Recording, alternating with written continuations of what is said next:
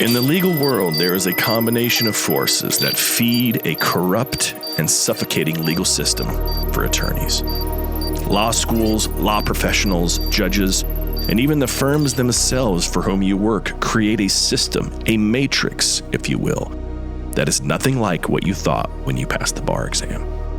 The purpose of this podcast is to help you escape this legal matrix, leading you out of the proverbial desert to be free of the bondage of the matrix. Hosted by Bryce D. Nyer, attorney at law with over 30 years experience in the trenches of civil and criminal litigation at the state, federal, and international levels. He's a highly accomplished and resourceful legal professional, a true master of his craft, and he's here to help you get your life back. Here's your host, Bryce D. Nyer.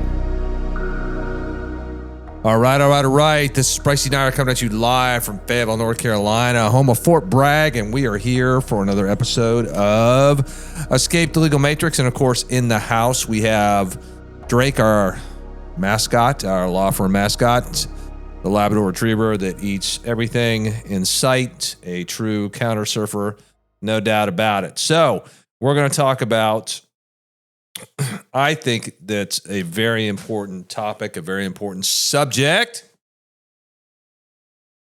Little pause there to make you think. And we're going to talk about this topic called brokenness. So here's the deal. For about 2 weeks straight now, I've been in constant litigation, emergency hearings, things of that nature. And it also seems that every single day, it's just been super intense for me for the last 2 weeks. Not that it's not intense. It's usually pretty intense all the time. But there is so much that's been going on with some of my clients and some of my friends and family members. And I'm just getting phone calls round the clock. And what I can tell you is a common denominator of all this, and the common denominator across the world that I see, are so many people that are broken, the brokenness of people. The world is in such a mess. It is in such chaos. And when I go to the courthouse, when I litigate, whether it's criminal or civil or something else, the law, which is supposed to be designed to protect, to provide stability, I find it most of the time to be in chaos and corrupt. But more importantly, what I see are just broken people. Broken.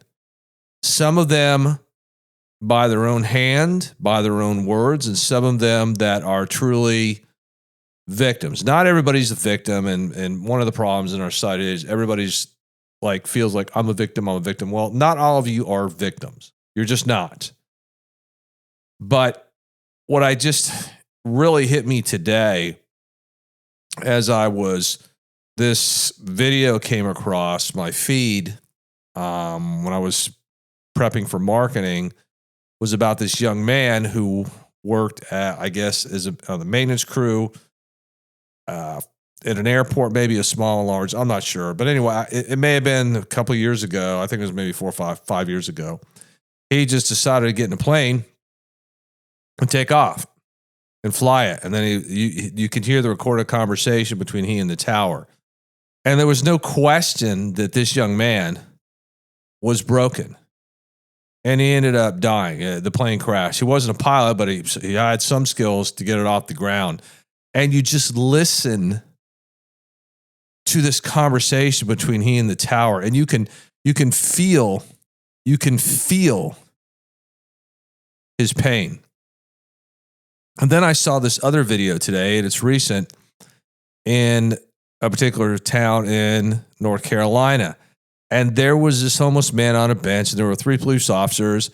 And this guy on the bench that was homeless was just bright and articulate and polite. And the officers were very polite to him too. And I guess there's some local ordinance that you can't sleep on the bench or something. And I was captivated by it because this man, he just spoke truth.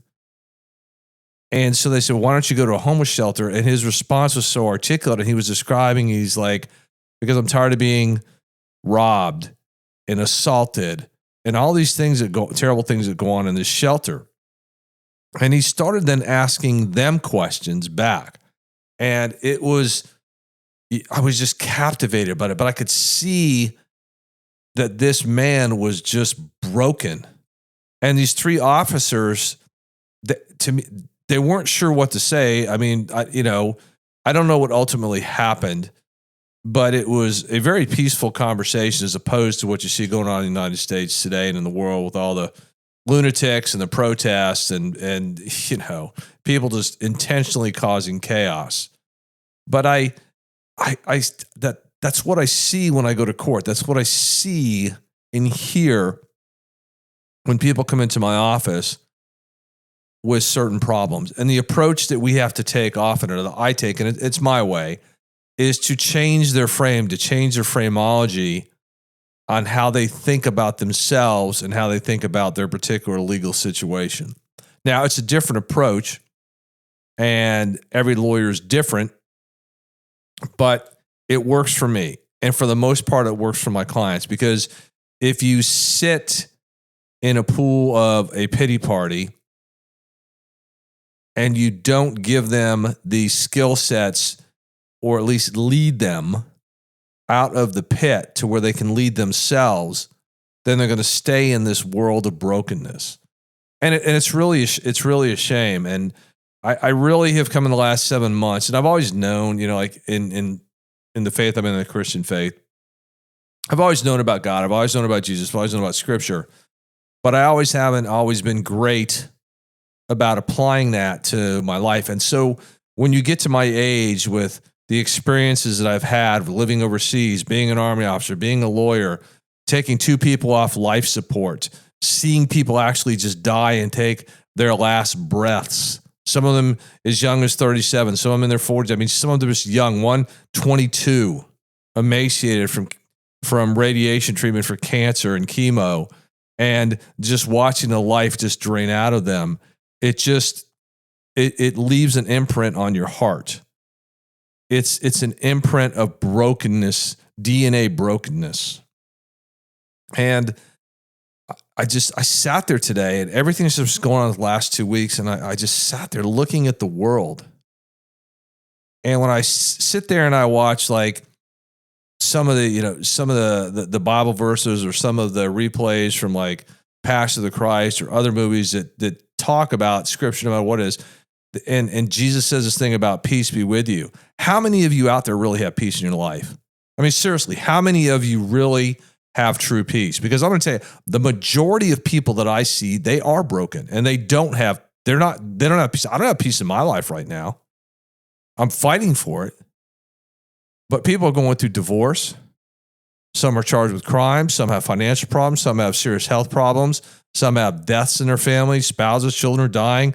People whose children have been raped or murdered. I mean, there's so much mayhem in the world and so much brokenness.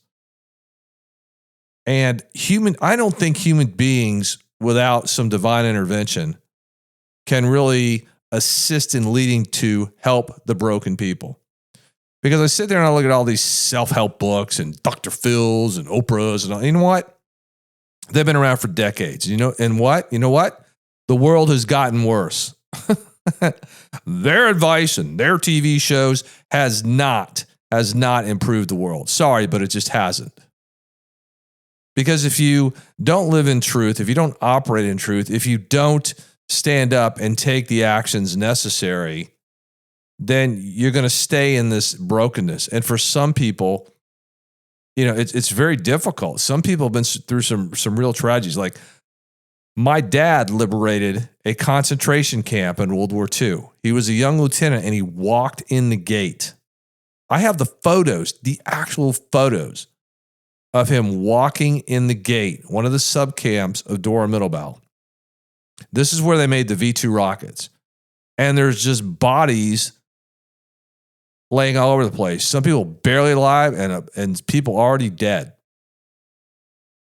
And I just look at the brook, and I wonder, for those that survived the Holocaust, those that survived that time period, and eventually left Europe and went to present-day Israel, how how did they fix the brokenness that they experienced?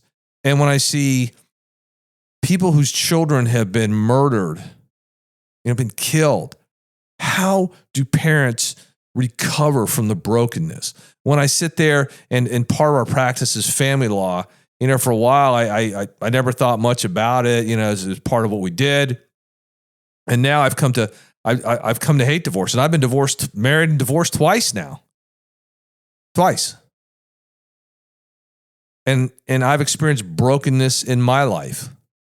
When I took two people off life support, one was my sister and the other one was somebody I loved deeply, deeply, that I wanted to marry. And the brokenness I felt. And there was no human being, there was no human voice that could fill the void and fix the brokenness that I felt. I can't tell you that when I had to do that, just sitting on the floor, just crying, and then having to stand up and have the strength to make the decisions that I had to make. And the only thing I could do is look up, and I would just look at Jesus, and I was just like, I don't know how much more that I can take. I don't know what to say. I don't know what more to do, except do what I'm obligated to do, that I said I would do, so these two people would not suffer. And so when I look at the world and today, I was just sitting there in my chair today, and it was just very difficult for me to focus. And then speaking to one of my clients today, and of course I can't give out the name and the information, it's privileged, but what I can say generally is the brokenness in this particular individual, what this particular individual has gone through. I can feel it. It just pulsates with brokenness. And a lot of times, when I was in certain organizations, and you've got to look and say, well, what are the facts without the feelings? And you do sometimes, a lot of times, as a litigator, you got to forge ahead. You got to take the feelings, and it's horrible and you just got to put them to the side for a time. But the reality is, think about it, what we are. We're made of bone, flesh, and spirit.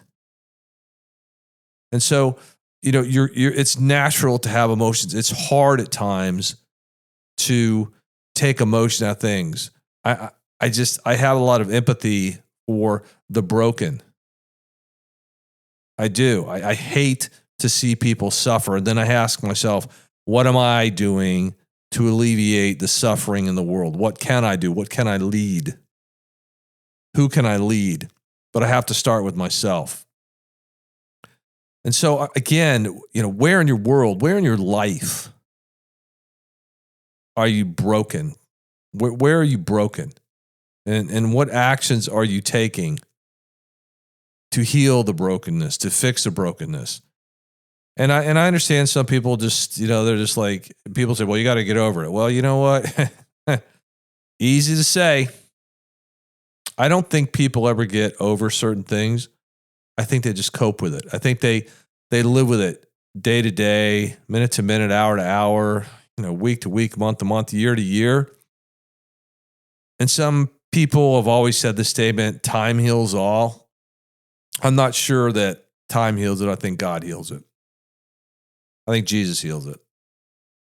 I do. I look at the world and I say to myself, thing that was written 2,000 years ago, 3,000 years ago, it's just all coming true. How could it not be true? When I look at what was predicted and what's happening in the world today, even in my own industry, the legal profession, they call it the profession. I don't know what we're professing anymore. I don't, because it sure doesn't seem like it's truth. It just feels again like we're all just legal mercenaries, gladiators in the big Roman Colosseum. And everybody just needs to be one up on the other, whether it's true or not, as long as we can spin it in legal language and walk out of there feeling good about ourselves, whether truth and justice was done or not. That's a form of brokenness too. When you don't live in truth, when you don't operate in truth, when you're worshiping other idols like Mr. Green, the American Excuse Card, Visa, MasterCard, retainer fees, reservation fees, and all that. You know what? In the end, you're not taking that with you. But if you lead a life of brokenness, that's not a life at all. And so it goes back to what I said a few minutes ago about when Jesus said, peace be with you. I leave my peace with you. And I thought, man, what is it really like to really have peace? I mean, I can't remember the last time that I had total peace in my life. It's been a long time. I think probably my 4 years in college, I felt a lot of peace. Now, I didn't have all the responsibilities. Maybe people have to have like kids and all this stuff. And I was young. I was 18 to 22. I mean, it's a different time when you're young and everything. You don't have necessarily all these responsibilities. Some people in some countries do. Some of them is as young as 6 or 7 years old, working full time already, taking care of other brothers and sisters. But, during that particular 4 years, I really felt pretty peaceful. Then when I got commissioned, I was a lieutenant, went overseas, and the responsibilities hit, it's tough. It's stressful. And then years go by and there are going to be events and circumstances that they're going to break you. Even the most strong can be broken. The issue is sort of how do you deal with being broken, the brokenness that you experience? What do you do? And I'm convinced beyond any shadow of any doubt that the brokenness is fixed by God. It's just not going to be fixed by humans. I do. I believe that. I really, really do. I really do. So I know this has been a heavy topic, but I think it's something that's critical that people need to really evaluate, that audit, to really take a look at and ask that better question. Where in your world are you broken? And what can you do to fix the brokenness that you are experiencing in your life? Or what actions can you take to help somebody else fix the brokenness in their life? Okay, this is Bryce Denier coming at you live from Fayetteville, North Carolina, home of Fort Bragg, where everyday men and women do what? They don the uniform, even in a broken world. And they go out there and wage war against the very enemies that seek to take the freedoms away from us that we so often take for granted. This is Bryce Denier and Drake, our law firm mascot, and we are out of here.